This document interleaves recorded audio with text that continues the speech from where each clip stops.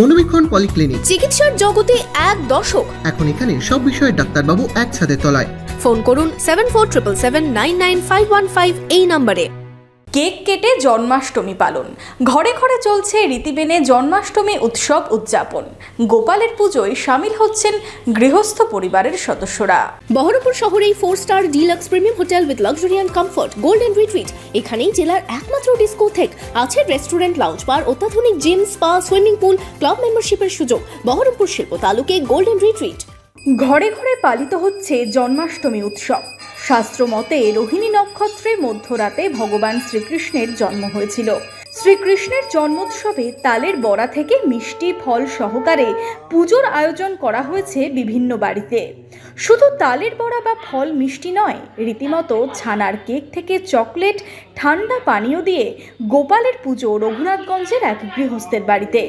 রীতি মেনে পুজোয় সামিল হলেন পরিবারের সদস্যরাও। আজ আমার গোপুসোনার জন্মাষ্টমী। আমি রানাঘাটে থাকি, ওখানেই আমি পালন করি। তবে এবার আমি রঘুনাথগঞ্জে এসেছি মায়ের কাছে, ওই জন্য গোপুসোনার এখানেই আজকে জন্মাষ্টমী পালন করা হলো।